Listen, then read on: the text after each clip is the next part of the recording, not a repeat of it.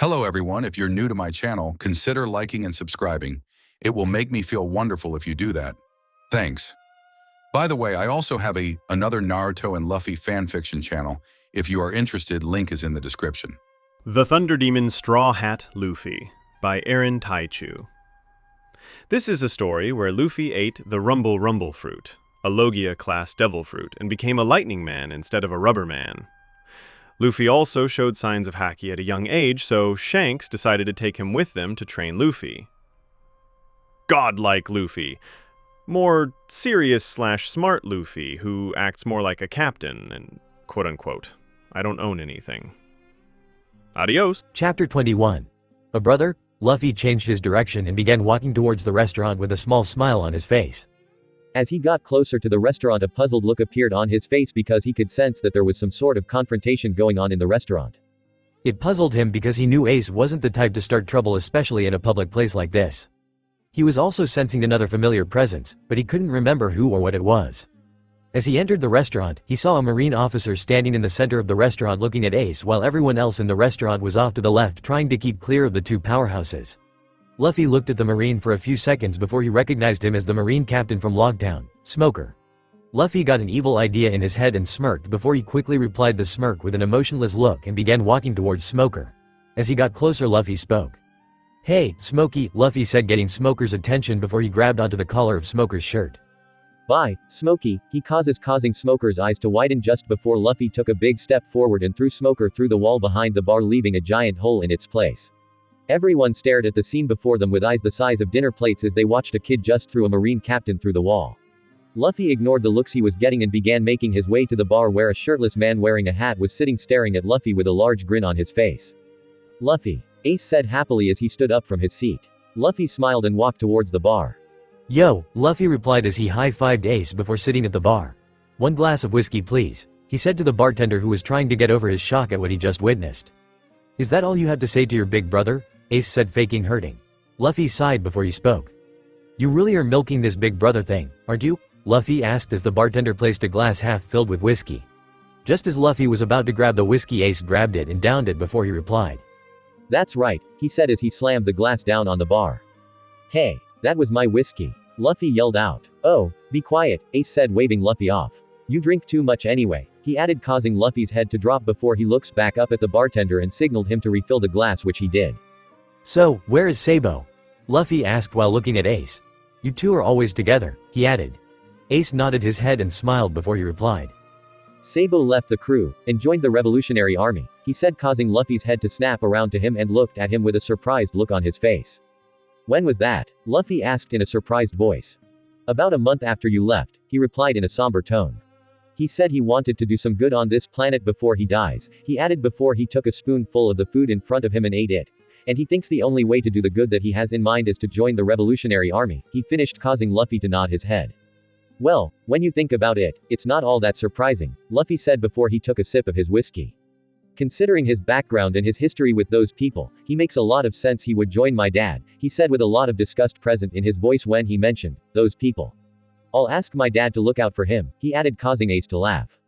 "I wouldn't get my hopes up," Ace said while laughing. "We got a couple to deadbeat dads," he said. Luffy didn't say anything or showed any reaction, he simply took another sip of his whiskey before he got up. "Are you coming?" Luffy asked as he stood up. "Or are you going to fall asleep in your plate of food again?" he asked while looking over his shoulder at Ace. "I'm coming, just give me a sec," Ace said with a sigh as he got up and began gulping down the food on his plate. Luffy then reached into his coat and pulled out a small sack of money and tossed it at the bartender. "That should cover everything," he said before he began to walk out of the restaurant, leaving Ace behind. "Hey," Ace shouted with a mouthful of food. "Wait for me," he yelled before chasing after Luffy. As he stepped out of the restaurant and looked for Luffy, he couldn't find him anywhere. Where the hell did he go?" Ace yelled out in frustration. Luffy, calmly walking down the busy streets of Alubarna, suddenly stopped and looking behind him and spoke. "Where the hell is he?" Luffy asked himself as he saw there was no Ace standing behind him. Luffy then sighed before he continued walking. "He'll have to catch up," he said as he walked away. He walked for about 5 minutes before he was suddenly stopped by the sound of his navigator yelling his name. "Luffy!" Nami yelled, getting his attention. Luffy looked over in the direction of where the voice came from with a raised eyebrow and saw his entire crew along with the princess and her duck running towards him with a panicked look on their face. "Where's the fire?" Luffy asked the group in a voice laced with curiosity. Luffy, we have a big problem, Nami said while breathing heavily. That marine captain from Luge Town, Usopp said before Luffy interrupted him. Is here, I know, Luffy said calmly while nodding. That's not all, Vivi said getting his attention. There's a pirate from the Whitebeard Pirates. Here looking for me, I know, Luffy interrupted her. His entire crew looked at him strangely for a while before Nami finally spoke. How can you be this calm? She yelled, asked. Well, you see the thing is, Luffy said but was interrupted by someone else yelling for him. Straw Hat. Smoker yelled as he ran towards Luffy and the crew with a small group of Marines. I got you now. He yelled before he stopped about 10 feet away from Luffy. Luffy turned around and looked at the Marine captain with a smirk on his face before he spoke. Hey there, Smokey, Luffy said with a smirk. Long time no see, he said mockingly causing Smoker to growl. This is the end of the line for you, Straw Hat, he said while pointing at Luffy while small amounts of smoke began to expel from his body. Really? Luffy asked as he took a step forward while small amounts of lightning began to surround his body. How did that go for you the last time? Luffy asked causing Smoker to growl once more. Smoker deciding to make the first move turned his left hand into smoke and sent his fist forward towards Luffy. Just as Luffy was about to launch his own attack, everyone present heard someone shout out. Fire fist. The voice shouted out before a large vortex of fire came down from the sky and intercepted Smoker's fist. The large vortex of fire caught everyone except Luffy by surprise. When the fire died down, everyone saw Ace standing in the middle of the two groups with flames lacing his arms and shoulders. Luffy's crew and the Marines had their eyes widen at what they were seeing. The Straw Hats recognized the man in the middle of all the flames at the Whitebeard pirate they saw earlier and were beginning to get worried. It's about time you showed up, Luffy said with a sigh. You're the one who ran off without me, Ace yelled back at Luffy ignoring Smoker. Not my fault you're so slow, Luffy retorted causing a tick mark to form on both Ace's and Smoker's head for two different reasons. Hey! The two of them yelled simultaneously. Ace and Smoker paused and looked at each other before Ace spoke. Oh right, you're still here, he said causing Smoker to growl. That's it, Smoker said in anger. I'm taking you both in, he said causing Luffy to chuckle. Oh yeah? Luffy asked with a smirk on his face. You and what? Those Marines behind you, Luffy asked while looking at the group of Marines behind Smoker. He then aimed a strong wave of Conqueror's Haki at the Marines causing all of them except for Tashigi to pass out foaming at the mouth. Taz staring at Luffy with nothing but fear in her eyes with her entire body covered in sweat. Luffy decided to have some fun with the female Marine kept the wake of Haki going and aimed it all at her before he spoke. Look at them, they can't even stay on their feet, Luffy said as he took one step forward causing Tashigi's breath to hitch in her throat and her heart rate to increase as she struggled to breathe. You should run along. Little girl, he said while staring at her. This is a fight for the grown-ups and I don't exactly have the time of day to teach an infant how to breathe, Luffy said coldly as he increased the strength of his Haki slightly causing the poor girl to pass out, not from the Haki but from fear. As she passed out Luffy cut the Haki off and chuckled. That was mean, Lou, Ace said with a chuckle. Yeah, but it was fun, Luffy replied before he turned to leave. I'm sure you can handle this? He asked causing Ace to chuckle before he replied. Why, of course, he said before he turned and looked at Smoker with narrowed eyes. Come on, Luffy said to his stunned crew before he began walking towards the spot where they docked the ship. His crew came out of their shock and began walking behind their captain. Luffy, who was that? Nijiko asked while walking. That was my big brother, Luffy replied nonchalantly as they were walking. You have a brother, everyone yelled out in surprise. And by the looks of it, Luffy's brother is really strong too, Johnny said causing Luffy to chuckle before he replied. You have no idea, he said with a chuckle. As they were walking the entire crew suddenly stopped and looked behind them and saw a large tornado of smoke and fire rising to the sky. So, I take it your brother ate the flame fruit, Luffy? Sanji asked while looking up at the tower of fire and smoke. I guess so, Luffy replied as he stared at the two clashing elements. He didn't have it when I last saw him, Luffy commented. Oh, and when was that? Nijiko asked Luffy. About 5 or 6 years ago, Luffy replied before he turned and continued walking towards the ship. The entire crew along with their captain walked for about 5 minutes before they reached the area where they docked the Going Merry. Everyone climbed on board the ship and raised the anchor before they started to sail away from the island. As they were sailing away Luffy finally noticed his crew new attire. They were all dressed like locals from Alabasta. Well except for the girls. Sanji. Luffy called out from the upper deck looking out at the crew. Aye, Captain, Sanji replied while looking up at Luffy. Were you the one who picked out the girls' outfits? Luffy asked while staring at Nami, Vivi, and Nijiko. Yes, sir, Sanji replied with a salute. Luffy smirked before he replied. Nice job, Luffy said while nodding and staring at the three girls causing them to blush and look away. Just then, a shirtless man landed on the side of the ship in the crouched position. Took you long enough, Luffy said to the man, who then looked up at Luffy and smiled before he spoke. Well, forgive me for not having lightning speed, he said, causing Luffy to smile, and began making his way down to the main deck. Everyone, I would like to introduce you all to Portgas the Ace, Luffy said as he put his arm around Ace. My quote-unquote big brother, he said with a rare smile. Ace, this is my crew, he added while waving at his crew. It is a pleasure to meet all of you, Ace said with a bow. And thank you for taking care of my little brother. I know he can be a handful, Ace added, earning a growl from Luffy. No problem, Luffy's crew replied with a smile. Wow, I can't believe Luffy has a brother, Usopp said while at Luffy and Ace. Well, we are not biological brothers, Ace said while Luffy nodded. We met 8 years ago when I spent some time on Whitebeard's ship, Luffy said nonchalantly as he leaned against the side of the ship. We became really good friends before we became brothers over a cup of sake, Luffy said while Ace nodded. When Luffy and Ace looked at the crew, they all saw everyone staring at Luffy with eyes the size of dinner plates, causing Luffy to raise his eyebrow in confusion. You were on Whitebeard's ship, they all yelled out at the same time. Yeah, 3 years to be exact, Luffy said calmly. Shanks and his crew had to go somewhere to do something, and it was apparently too dangerous for a 9-year-old, and at the time I couldn't properly control my logia powers. I was still electrocuting people when they touched me. So, Shanks called in a favor that the old man owed him and dropped me off on his ship to learn how to better control my powers while they were away, Luffy said before he looked at his crew with a curiosity written over his face and spoke. Did I not mention this? He asked. No, they yelled out, causing him to shrug his shoulders before he looked at Ace. So Ace, Luffy said in a serious voice, getting his attention. Mind telling me just what exactly you are doing here in paradise? Luffy asked with a raised eyebrow. Well, I'm hunting someone, Ace said, causing Luffy to look at him with one of his eyebrows raised.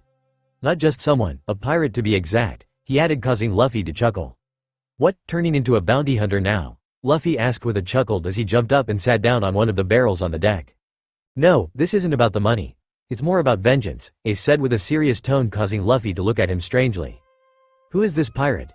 Nami asked Ace. His name is Blackbeard, Ace said with a lot of venom in his voice. This caused everyone's eyes to widen in shock. It was the second time that this pirate's name had come up, with the first time being back in the Drum Kingdom. Blackbeard? Chopper asked, causing Ace to nod his head. That's the pirate had attacked my home, he added in a slightly sad voice, causing Nami and Nijiko to place their hands on his shoulder. This is the second time I heard about this pirate named Blackbeard, Luffy said in a serious voice. Who is he? He asked while looking at Ace. He may be going by Blackbeard now, but you name him by another name. Luffy, Ace said seriously while looking at Luffy. Marshall D. Teach, Ace said, causing Luffy's eyes to widen the size of dinner plates. Marshall D. Teach? Vivi asked in a confused voice. Who is he? He is a member of the Whitebeard Pirates, Luffy said in a disbelieving voice. Why the hell you want to kill that fat fuck? Luffy asked in a confused tone while looking at Ace. All that idiot knows how to do is eat pie, he added. Ace looked at Luffy with a grim look on his face before he spoke in a pained voice. He killed Thatch, he said, causing the entire deck to go silent. Luffy's crew didn't know who Thatch was or what was going on, but they all were certain about one time right now, their captain was pissed. The skies above them began to darken and were beginning to be populated to storm clouds. Vivi looked up at the sky with a look of total disbelief. They were in desert country. It was extremely rare for rain clouds to show up anywhere around here, and here the entire sky covered in storm clouds, as though they were about to have a tropical storm that would go on for days. She then looked back at Luffy and began to think to herself. Just how powerful is her? She asked herself while looking at Luffy. I'm going to kill him in the slowest and most painful way possible, Luffy said in a cold whisper before a loud thunder boomed overhead, sending vibrations for miles. Oh no, you don't, Ace yelled before marching up to Luffy. He is mine, he yelled while looking Luffy dead in the eyes. Give me one good reason why I shouldn't kill him the next time I see him, Luffy replied equally as loud. Teach was in my division, he was one of my men, Ace shouted. I'm responsible for dealing his punishment, he said, causing Luffy to growl before nodded his head. Good, Ace said before he walked back to his earlier position, while the rest of Luffy's crew remained silent as they watched the interaction between the two brothers, while at the same time noticing the skies were beginning to clear up. Why did he kill Thatch though? Luffy asked, causing Ace to growl as he leaned against the side of the ship. He killed him over a devil fruit, Ace said with a growl, causing everyone's eyes to widen. What kind of devil fruit? Luffy asked in a curious voice. I don't know, Ace replied with a sigh. Thatch didn't know either, but apparently Teach knew, he said in anger. Luffy didn't say anything. Instead, he hopped off the barrel that he was sitting on and began walking up to the upper deck towards his private quarters. Everyone watched Luffy enter his quarters, and 10 seconds later he came back out carrying a chest. Nami, Zoro, and Usopp recognized it from when they got the going merry. The three of them saw Luffy take the chest into his room, but they never saw it after that. Luffy walked down the stairs with the chest before walking up to the barrel that he was previously sitting on and placing the chest on top of it. Everyone began to gather around Luffy, wanting to see just what exactly was in that chest. Luffy reached into his coat and pulled out a key before he opened the chest, causing everyone's eyes to widen at what was inside. When Luffy opened the chest, everyone saw the chest filled with devil fruits of all shapes and colors, and on top of them was a thick book with the picture of a devil fruit on the cover. "Are all those?" Johnny asked in a disbelieving voice. "Yeah," Luffy replied before he grabbed the book that was on top of it all. "Where did you get?" Nijiko asked in a similar voice to Johnny. "I have my ways," Luffy replied cryptically before he closed the chest and began to open the book. "What's that book, Luffy?" Zoro asked while looking at the book. "This is a book of all the known devil fruits," Luffy replied as he flipped the pages of the book, allowing everyone to see on each page there was a different devil fruit's name, pictures, and other information about the fruit. "Regardless of what we may think of Teach right now, he and Thatch were friends," Luffy said, causing Ace to growl. "And there is only a handful of devil fruits out there that he would be willing to kill his friend for. Mine is one of them," Luffy said as he flipped through the pages. "The old man's one is up there as well," Ace added as he looked at the pages Luffy was flipping through. "Big Mom and Kaido's fruit being up there as well," Luffy added before he turned to Ace and spoke seriously. "However, seeing as how he calls himself Blackbeard and has this whole black thing going on, I can only guess that this is the fruit," Luffy said as he stopped on a page with a large, round, light purple fruit made up of many small teardrop-shaped components with swirl patterns and green leaves sprouting from the top. Its overall shape and appearance closely resemble a pineapple or a bunch of oversized and teardrop-shaped grapes.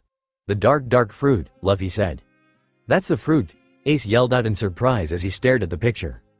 "It is one of the more powerful devil fruits out there," Luffy said, getting everyone's attention. "And also, a pretty stupid fruit if you ask me," he added, confusing everyone. "It's really powerful because one of its abilities allows the user to cancel another person's devil fruit powers just by touching them," he said, causing everyone's eyes to widen. "How?" Yosaku asked with a confused look on his face. "I do not know," Luffy replied with a shrug. "So, when you find him, don't make him grab a hold of you," Luffy said to Ace. "Why is it stupid though?" Vivi asked, causing Luffy to chuckle. "It is stupid because of his weakness," he said vaguely. "The dark fruit is a logia-class devil fruit. All logia-class devil fruit allows their user to turn into a certain element, and their bodies in a sense can become that element anytime the user wishes. Likewise, every element has a weakness, and that weakness becomes the devil fruit user's weakness, understand?" Luffy asked while looking at his crew and brother, trying to see if they are following what he was saying. They all nodded their heads, slowly letting Luffy know that they understood some of what he was saying. "Okay, let me give you an example. My element is lightning, or in other words electricity. Rubber is an insulator, meaning that it cannot conduct electricity, making it my weakness. Meaning if you take a rubber bat and hit me with it, instead of it passing through me like everything else, it will hit me," he said, causing a look of realization to flash across all of their faces. "So, in Ace's case, anything covered in water can do damage to him?" Usopp asked with a questioning look on his face. "Correct," Luffy replied. "I still don't get how that makes the dark fruit a stupid fruit to have," Nijiko said while looking at Luffy. "It is stupid because its element is darkness, making its weakness light," Luffy said, causing Sanji and Usopp to smile, finally understanding what Luffy was getting at. "Meaning if Teach ate that FRSELF intangible like other Logia users during the day because of the sunlight," Luffy said with a chuckling, thinking about how stupid Teach was. "Hell, I doubt he could even do it at night due to the moonlight," he said. "So, wait, let me get this straight," Ace said, getting everyone's attention. "The only way for him to utilize the devil fruit to its full potential is by being in a pitch dark room?" he asked, causing Luffy to chuckle and nod his head. "You're right, that is stupid," Sanji said as he took a puff of his cigarette. "Well, that's that," Luffy said as he placed the book back into the chest before closing it and turning to Zoro. "Can you put this back in my private quarters for me?" he asked while looking at Zoro. Zoro nodded his head before walking up to the chest and picked it up before he began making his way to Luffy's quarters. "I'm going to get," Sanji said, but was interrupted by Luffy. "Shush, I heard something," Luffy said as he held his index finger up in front of him.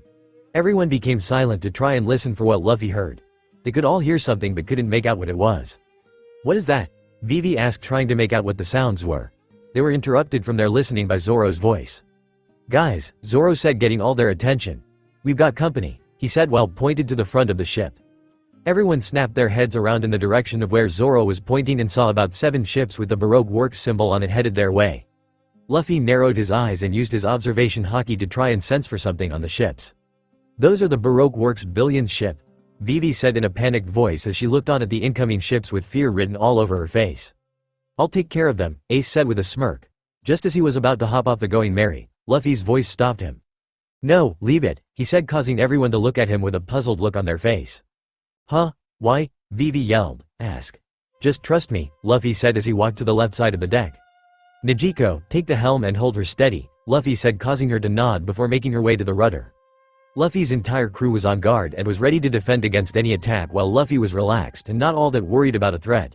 As they sailed closer, they all began to recognize a ship in between all the Baroque Works ships that did not have their symbol on it. Instead, it had a dog's skull with 2 crossbones on it. "Hey, isn't that Jiro?" Johnny asked when he saw the ship. "That it is," Luffy replied with a smirk, "but wasn't he with?" "Oh?" Yosaku said as realization flashed across his face. The Going Merry sailed in between 2 of the Baroque Works ships, and everyone saw all the ships were filled with bounty hunters. On the ship sailing by on the left side of the Going Merry, Luffy's and his crew all saw Jem, Nikita, and Marianne standing on the deck staring at their captain with smiles on their faces. "I take it everything is going according to plan?" Luffy asked while looking at Jem. "It is, Captain," Jem said while giving a salute to Luffy. "Good, call me when everything is set," Luffy said before he turned and looked at his confused crew. "Princess, where are we going next?" Luffy said while looking at a confused Vivi. Right," the princess said, getting over her shock. "We are going to Aramalu, the Green City," she said, causing Luffy to nod before looking at Nami. "Nami, you and Vivi plot our course," he said, causing to nod their head before they made their ways to the upper deck. "Sanji, prepare lunch for everyone," he said to Sanji, causing him to nod and head into the kitchen. "The rest of you follow Nami's orders," he added, causing Johnny, Yosaku, Usopp, and Chopper to salute before replying. Aye, Captain," they yelled. Luffy then looked at Ace and smirked before he spoke. "How about a drink for old time's sakes?" he asked as he pulled out a bottle of whiskey. "It's like you read my mind," Ace replied with a smile. Chapter 23. A Journey Through the Desert. The Going Merry was currently sailing calmly through the Sandora River on its way to Aramalu. Luffy was currently on the upper rear deck with Ace and Zoro looking out into the ocean. Johnny and Yosaku were currently up in the crow's nest looking out. Nijiko was manning the helm. Nami and Vivi are on the rear deck with Luffy and the guys looking at a map, while Usopp, Chopper, and Vivi's pet duck, Karoo, were on the main deck drinking and laughing among themselves. Luffy turned and looked at Vivi and began making his way to her before he spoke. "So, why are we going to Aramalu?" Luffy asked, getting both Vivi and Nami's attention. "We are currently on the Sandora River. We will take it to Aramalu where we will dock before we proceed to Yuba on foot," she said, causing Luffy to nod. "You guys are going to Yuba?" Ace asked, getting all their attention. "Yeah, why?" Luffy asked with a curious look on his face. "That's where I'm headed as well. It is the last place where Teach was sighted," he said, causing Luffy to smile and nod his head. "You don't mind if I tag along now, do you?" Ace asked with a smile, causing Luffy to chuckle. "Of course, you can tag along, dummy," Luffy said with a smirk before he turned and looked at Vivi before he spoke again.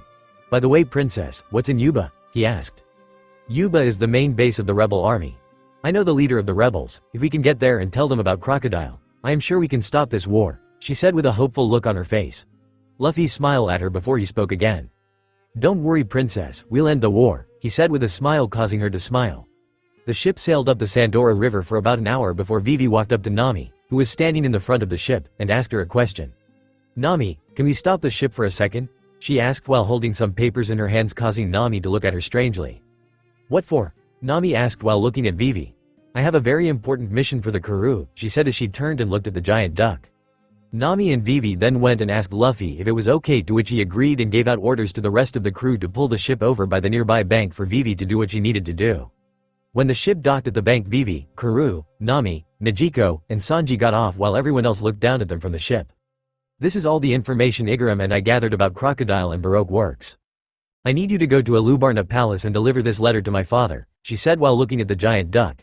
"It also lets him know that I have returned to Alabasta accompanied by brave friends willing to help us in our struggle," she added before tucking the papers into Karoo's pouch. "No, make sure to conserve your water and be safe," she added before patting the giant duck's head. With a salute, the giant yellow duck took off running at amazing speed away from the ship. "Alright, everyone, get back on board and set sail," Luffy yelled out before he turned and walked back to his usual stop on the ship and sat down on his throne. It took another 2 hours before they reached Aramalu. As the ship docked, the girls exited their rooms with a new set of clothes on, covering up their entire body as opposed to their belly dancer outfit, which exposed quite a lot of skin. Upon seeing this, Sanji began to complain, causing Luffy to chuckle at his antics. Nijiko then walked up to Luffy carrying 2 sets of folded clothes in her hands and handed them to Ace and Luffy. "You two should put this on," she said as she handed them clothes more suited for the dessert. We don't want you two to get sunburned now, do we? She added with a smile. Ace took the clothes and put them on right on the spot while Luffy made his way to his private quarters. As Luffy entered his private quarters, his thundercloud followed him into the room. Luffy threw the dessert cloths on his bed before he reached under his bed and pulled out the chest containing all the devil fruits. Let's put you somewhere safe while I'm away, he said to himself as he left the chest up and dropped it into the cloud. The chest slowly sunk into the cloud before it disappeared in the cloud. He then took off his captain's coat and placed it in the clouds as well before he threw on the clothes Nezuko gave to him over his already existing clothes. When Luffy exited his private quarters, he wore desert robes consisting of a dark red robe with 3 white rings decorated along both sleeves and a light blue wrap over his head. You could still see his black slim-fit shirt under the red desert robe with his lightning bolt necklace showing. Upon exiting his room, Luffy sent his thundercloud high into the sky above the ship before he locked the door behind him and made his way down to the main deck. We're all set, Captain, Zoro said as he walked up to Luffy. Good, Luffy replied before he looked around and saw everyone on his crew dressed and prepared to go ashore. Let's go, he said before he turned to jump off the ship. As he was about to leap from the ship to the shore, several creatures leapt out from the water and onto the shore, startling everyone. What the hell are those things? Usopp asked as they all looked at the strange creatures. They were dugong-like creatures with turtle-like shells on their backs. Those are the Kung Fu Dugons, Vivi yelled out with a panicked look on her face. The small creatures then began to speak to the crew in its own language, confusing everyone. If you want to come ashore, you are going to have to beat me first, you spineless cowards, Chopper said, causing everyone to look at him in confusion. That's what it said, he added, easing all their confusion. Luffy then sighed and spoke. We don't have time for this, he said before he snapped his fingers, causing a bolt of lightning to come out of the rain-cloudless sky and struck the Kung Fu Dugons, causing them to pass out. Well, that takes care of that, Zoro added before hopping off the ship. Everyone nodded, agreeing with him before jumping off the ship as well. They began making their way through the desert with Vivi leading them with Luffy, Ace, and Sanji at the back and everyone else in the middle. The group walked through the desert for about 30 minutes before they came upon a deserted town covered in sand. What happened here? Nami asked as she looked around at the fallen buildings and dried up trees. It looked as though several sandstorms passed through here and sucked the life right out of the town. Is this Yuba? Chopper asked while looking at the desert wasteland. No, this is Aramalu. It was once known as the City of Green, she said in a sad voice before turning and looking at the crew. Take a good look around, everyone. This is what Baroque Works has been doing to my country. This is what the people of Alabasta have to go through, she said, causing everyone except Luffy and Ace to take on a sad expression on their face. Luffy and Ace showed no reaction because both have seen far worse in the world. The group then began making their way through the ghost town quietly while listening to Vivi explain the history of Aramalu and the use of dance powder which led to the Civil War. They walked for another 30 minutes before they made it out of the ghost town of Aramalu and were now well on their way to Yuba. The entire crew walked for an hour in the piping hot sun over numerous hills. The entire crew looked like they were about to drop dead on the sop. Out of all of them, Chopper had it worse due to him being a reindeer. He had already collapsed because of the heat, causing Luffy to carry him on his shoulders. Luffy, can't you just fly us there? Usopp asked in a pleading voice. Yeah, Luffy, Nami said while looking at their captain. Can't you summon your thundercloud to fly us there? She asked, causing Luffy to sigh. No, he replied, confusing all of them. There isn't enough moisture in the air to support a cloud. And if I did summon one, it would just dissipate shortly, Aft said, causing all of them to groan. Plus, even if I could summon one, I wouldn't, he said, causing all of them to look at him with a betrayed look on their face. But why? Nezuko asked. It's your punishment, he said, causing all of them to look at him with confusion written all over their faces.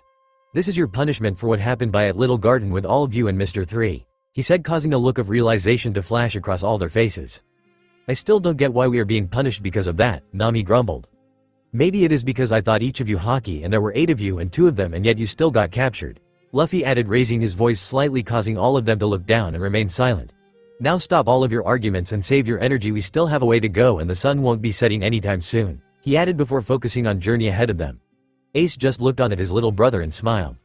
Night ***, they walked all day until nightfall, where they found a nice place among some rocks to pitch a couple of tents and camp for the night. Johnny and Yosaku along with the girls helped pitch the tents while Zoro and Usopp got a fire going while Sanji got the food they were going to cook ready. Luffy, Ace, and Chopper were lying on the ground with their back braced against a rock looking up at the sky, enjoying the cool desert atmosphere. Wow, look at all those stars, Chopper said with a smile as he looked up at the countless stars in the night sky. Didn't you see the stars back on the Drum Kingdom? Luffy asked as he looked over at Chopper. No, the skies above the Drum Kingdom is filled with snow clouds, so I never get to see them before, he said in a happy voice. How can you 3 just sit there? Came the voice of Nezuko, getting their attention. Aren't you cold? She said as she hugged herself. Devil fruit, Ace said. Devil fruit, Luffy said. Fluffy fur, Chopper said. Nezuko looked at the three of them with a jealous look on her face before she walked to go sit next to the fire. Luffy then got up and spoke. I got to go take a leak, he said before walking off to find a place to relieve himself. He found a spot some distance away from their campsite and went behind a rock and did his business. When he was finished, he reached into his pocket and pulled out a small transponder snail with a single button on its shell. He pushed the button, causing the snail to wake up and began calling someone. Asterisk por pura puru asterisk por pura puru asterisk por pura puru asterisk chasik asterisk. Hello? Came the voice of Gem over the transponder snail. Yo, Luffy replied. Captain, what can I do for you? Gem asked. I want you to see if you can get your hands on that dance powder that Crocodile has, Luffy said. Dance powder? I heard some of our new recruits talking about it earlier today, Gem said through the snail.